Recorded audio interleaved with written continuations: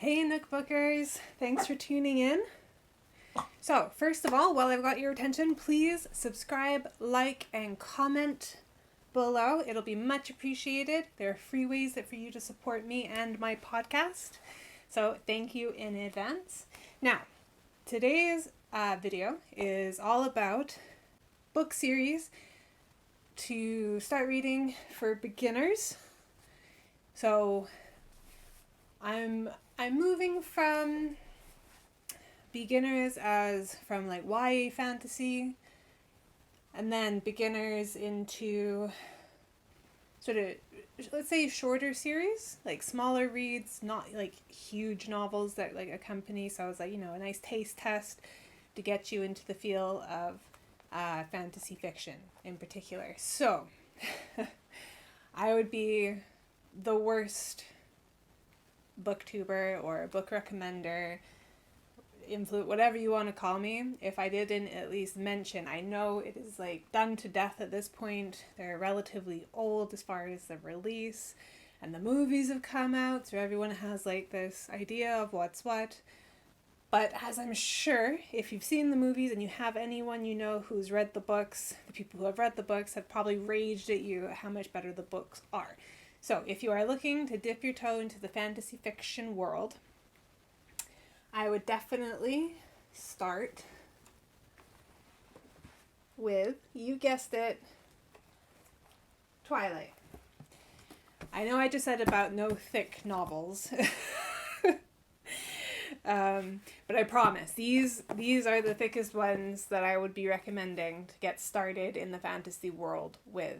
So the reason I recommend these is because it's set in, it's a modern day setting, high school. Again, you've probably seen the movies or know someone who's read the books, but modern day high school, there's humans and there's vampires and there's shapeshifters and there's werewolves, even though you don't really get to, yeah. Anyways, love triangle. I personally, I read the books before I saw the movies, so I love the Twilight books. I think the characters are amazing. I love the ending. I can't... There's nothing too terrible I can actually say about these books. I really like them. Okay, slight amendment on that. I found New Moon, so the second book after Twilight. New Moon, I found kind of dragged. Like, I get why some of it needs to be in there, but there's a lot that just seems like wallowing for no apparent reason other than wallowing. It could have been condensed just a little bit more. Eclipse I really like, but Breaking Dawn is without doubt my favorite in the series. I love how it ends, although I love the halfway point in the book as well. Like, I don't find that this book goes like stale and then you have to like sort of push through and then you find another good piece. I don't find that with Breaking Dawn at all. I just love it as whole, as a book. So Twilight, definitely a good starting block. Now, if you want to start with something with, as I literally said 2 seconds before I brought up Twilight, smaller segment pieces, I would recommend... Oh! Before I go on to that, there is one piece of additional reading for Twilight, and it is the short second life of Bree Tanner. She plays one of the vampires. Super, super short read. Like, it's only 178 pages. It doesn't contain any information that you need as far as the rest of the storyline, but just kind of interesting if you were interested, if that makes sense. And Stephanie Meyer, she also brought out like a graphic novel version of the first book, Twilight, and it is really beautiful. Like,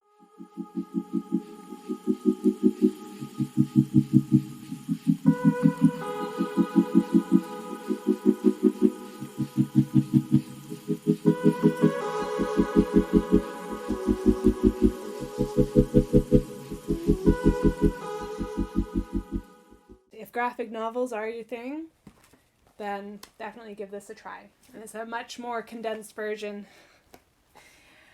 And lastly, I don't have it as a book, I only have it as an audiobook. So hopefully, as long as my editing skills don't totally suck out on me, right here there should be like a little image.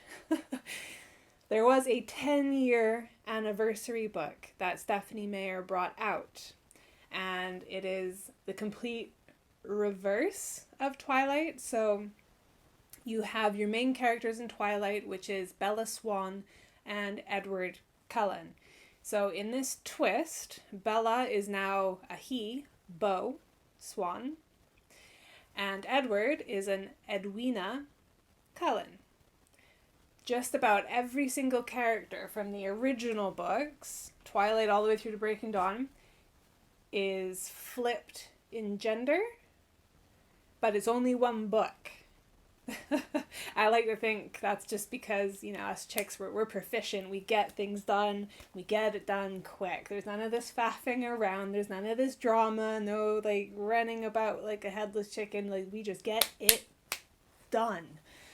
So yeah, and I gotta say, I actually really enjoyed the 10th anniversary revamp. It was really good. And I know there's also a couple other additional reads like Midnight Sun and something else, but I haven't read those, and I can't say I'm particularly interested in reading those. I'm quite happy with the way things are in the Twilight world. Now, coming away from Twilight entirely, my false start, we're starting again, so apologies. Another YA fantasy, which is, again, smaller reading pieces. I don't have all of the physical copies of this book because, again, I listen mostly on audio, but I am trying to go back and reread all these things, so at some point I will be getting them. So I have only 3 out of the 12 novels. Don't freak out. It's 12 novels and 4 novellas, and then there's also a spin-off series which has 4 books. But, so as I said, do not freak out. I know, like, 20 books, it sounds like crazy. You're like, Jen, you said this was going to be, like, you know, dipping your toe in. But I promise, when I say they're small reads, I promise you they are small reads. Like, the writing isn't super big, and each novel is, well, let's see, roughly... Okay, so this one's like 319 pages. Like I said, really, really bite-sized reads. So I will start with, I'm going to be going, like I said, I have 3 physical copies. And the other 17, I'm just going to be doing this and hopefully finding the right image to put in place. So please do bear with me. So you have the first book, which is Marked. These books are by PC Cast and Kristen Cast. It's really, really nice, actually. It's a mother and daughter, and they wrote the series together. It's super cool. Only thing I will say, as an adult reading these books, you might get a little, not annoyed, not frustrated, but just sort of cringy at some of the younger dialogue. Like, rather than saying bull, it's referred to as bull poopy. So as long as you can get past those, like, as long as that doesn't bother you too much, you'll be fine. You'll be absolutely fine. Other than that, like, the story itself, it's like vampire finishing school. So you have Zoe Redbird and the nerd herd, and so she has like a best friend, and there's tragedy. When you're marked as a vampire, it's like you have to leave your entire human life behind and like just about cut out all of the family for the most part, and some of her family is like super religious. It's based in Oklahoma, I do believe. So they have like a really, really heavy like religious side to the storytelling. I think they call them the people of faith. It's like an intense version of religion, I suppose, that tries to oppress vampire society. So it's like vampires are out. It's like they are out of the coffin. They are part of the world. That's why they have these finishing schools, and they're trying to live like with the humans and all of that stuff. So each book has like a plot, story arc, and then kind of leaves off on a cliffhanger. Ties up to a degree, but it still leaves obviously enough threads open that you're going to want to read the next one before eventually like the bigger picture plot is like obviously shaped and outlined, and like you get there. So first book is Marked, second book is Betrayed. The author liked to bring out roughly about 2 books a year, so because they're short reads. So Marked, Betrayed. Number 3 is Chosen. Number 4 you have Untamed. Number 5, Hunted. Number 6, Tempted. That's what I got. Sorry, it doesn't have the book covers anymore. Number 7 is Burned. Number 8 is Awakened. Those are the only hardcovers I've got. Number 9 is actually technically a novella, but if you want to read it with the storyline, it's called Dragon's Oath. If you're not worried about the novellas, they don't add anything to the story, so you can leave those out. In which case, it would be Destined. And then there is another novella called Lenobia's Vow. And then you have Hidden, that's number 12. Then you have another novella, that's Neferet's Curse.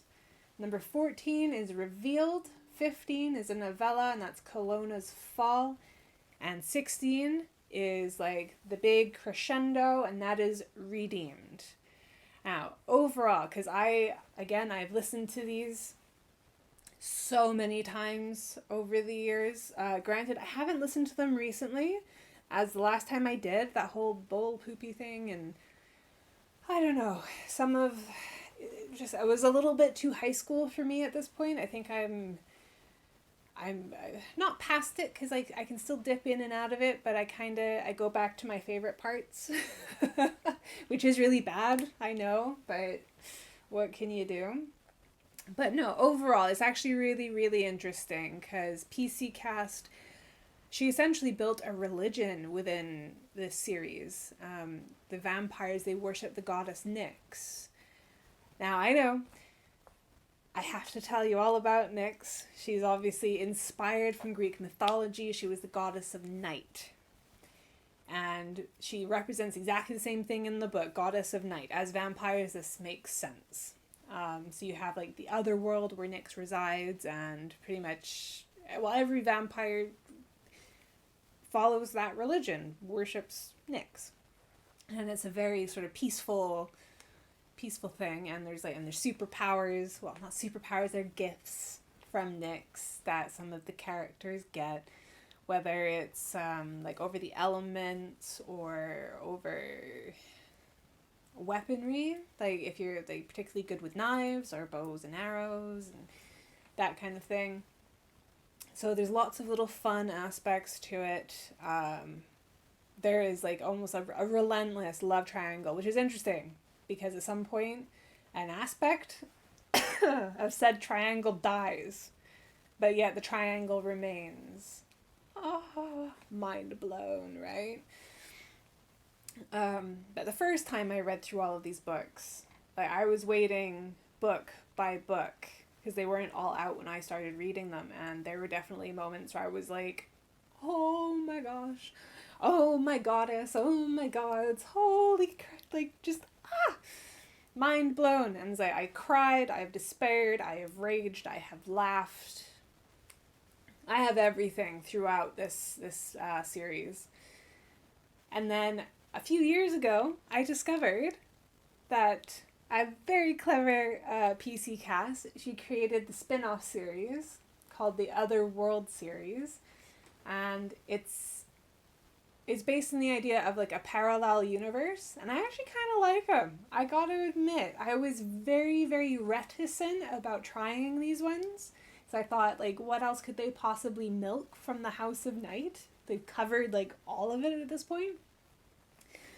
But I was so wrong. No, the Other World series, this parallel universe. So Loved, Lost, Forgotten, and Found. So these were released between 2017 and 2020, all in all. So I was just like, ugh, because Redeemed came out in 2014. So obviously it's like after 3 years, you don't even consider it. It's kind of like, meh. Although granted, I got that to the 10-year anniversary edition of Twilight, but that like it came out with like bells and whistles, like everybody, gotta check this out, da da da da. Whereas this just kind of, the other World Series just kind of slipped in through the back door. No one knew about them, or at least I didn't know about them until the very last minute. And I think it's awesome.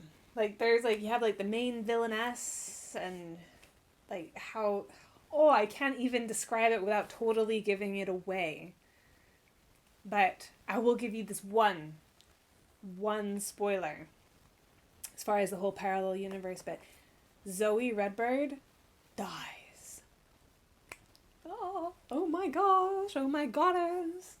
Please, if you're gonna test out fantasy, or especially YA fantasy, do try out The House of Night.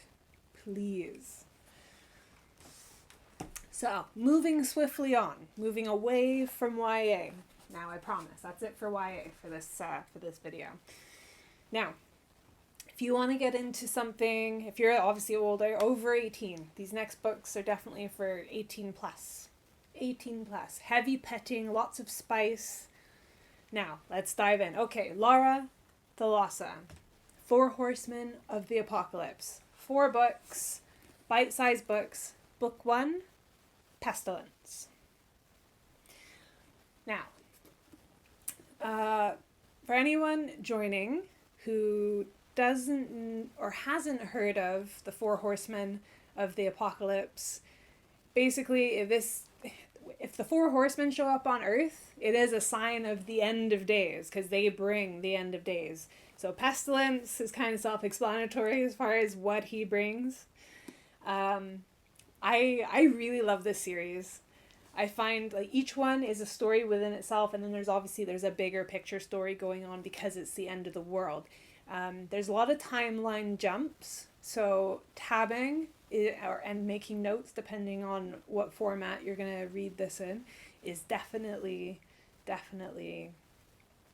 advised, because there is a lot of timeline jumps as far as like how long has passed since the horsemen showed up and all that kind of thing. But this one, I got a location name drop. This one does drop my hometown of Winnipeg, Manitoba, Canada in it, and I love it. It is the only book I have ever read that name drops Winnipeg. So I was just like, oh my gosh, love it.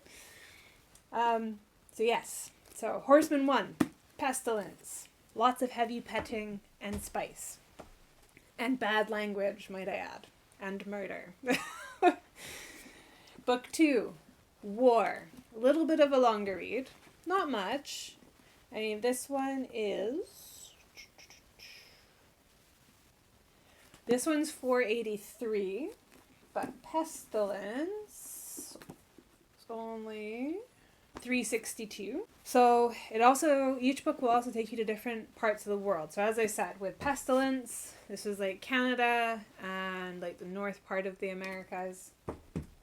This one occurs to the east. I can't remember exactly where. I want to say towards like maybe Libya, that sort of ways, but it's definitely east. I can't remember the exact location, which is really going to bug me. But yes, really, really good book. It's a fairly quick-paced read. It doesn't lag too much. The details that it gives they're all details that you need. So like I said, make notes, put in tabs, and enjoy the read because, awesome. Okay, moving on to book 3. There's only 4 books to this series. It's not even just a fancy name. There's 4 books for the Four Horsemen of the Apocalypse. Number 3, Famine. So again, in the name, you can guess what this horseman brings with him everywhere he goes.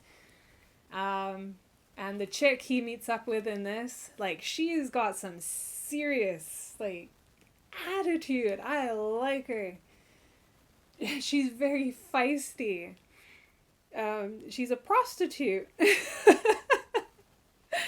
But oh my god, her sense of humor, and she is snappy, she's quick.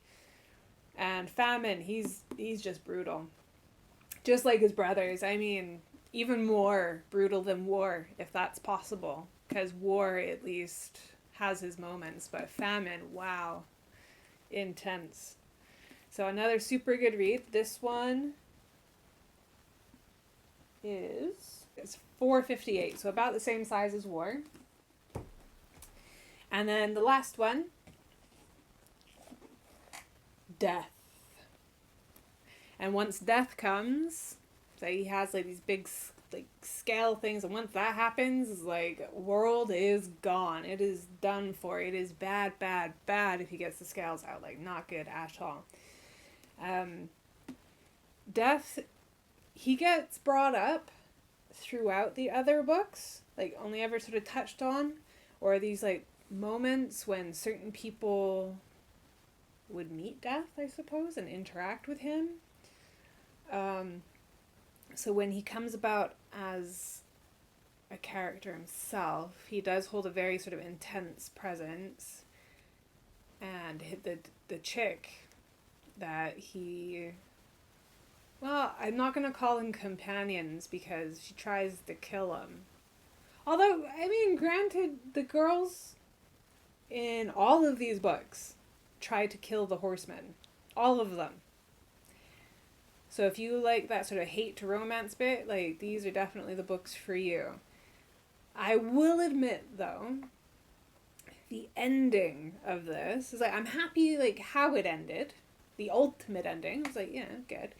But there are parts that do kind of drag just a little. Not loads, but maybe, I don't know, maybe 5 to 10 chapters max, but it does drag a little bit towards the end.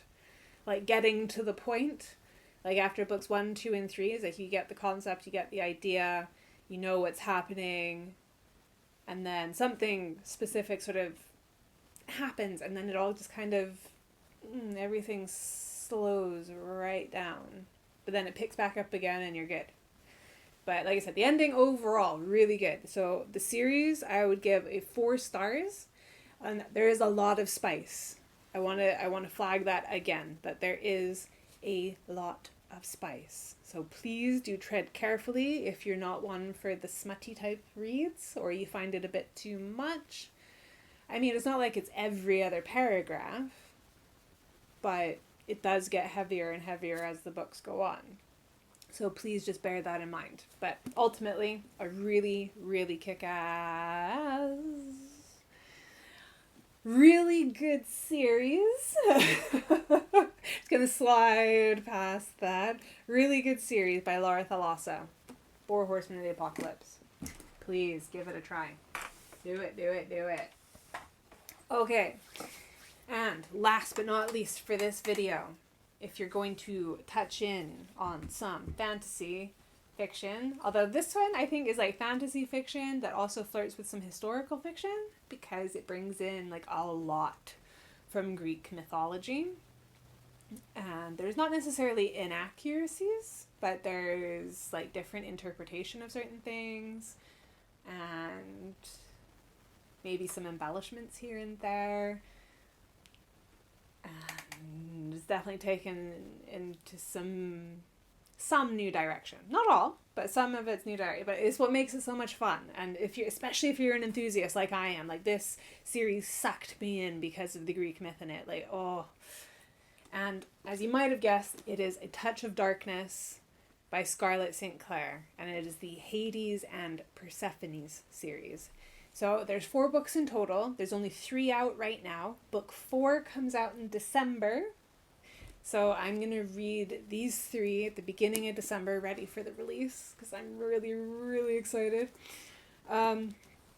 Okay, so main characters. Obviously Hades, Lord of the Underworld. Persephone, goddess of springtime and regrowth. She is the daughter of Demeter. Those who know the Hades and Persephone story, I don't need to tell you that, in myth, he steals her away after emerging from a crack in the earth and everything. That doesn't happen in this. They meet in a different way. And she's really not fond of him. I got to say that it takes a while for her to really kind of even come to terms with her and Hades being friends, let alone anything else. But when things do take a turn for that, again, heavy spice. Very, very heavy spice. But it's not every scene. Again, it's not every scene, so it's not like heavily smutty. But there is, a decent dose of smut. Good pace. I like some of the side characters, like Lexa and Sybil. They've made Sybil out to be a character instead of just random prophetesses and oracles and seers and that kind of thing. And there's some like minor plot twists and bigger plot twists, and then the big picture like plot and story arc, all of it 5 stars. I can't fault this series. There's nothing about it I dislike. There's nowhere where it lags or it drags. There's not too much smut, not enough smut. It's just, I feel like Goldilocks here. It's all just right. It's like my perfect bowl of porridge. So, book 1, Touch of Darkness. Book 2, A Touch of Ruin. So things are progressing quite nicely. Persephone goes through quite an ordeal in this book. And, well, Hades gets vengeful. Let's just put it that way. I mean, she goes through a few different ordeals. I mean, there's loss and... Oh, trigger warning also. Definitely a trigger warning in this book installment. Definitely. But yeah, and then it's how Persephone deals with these different ordeals and losses and personal growth, like all of it, and how she grows into her role in the underworld. Like it covers a fair bit. Like I said, it's fast. It's a good pace. It doesn't lag. It tells you what you need to know, when you need to know it, and it doesn't dwell for too long. And it just keeps the ball rolling. So moving on to book 3.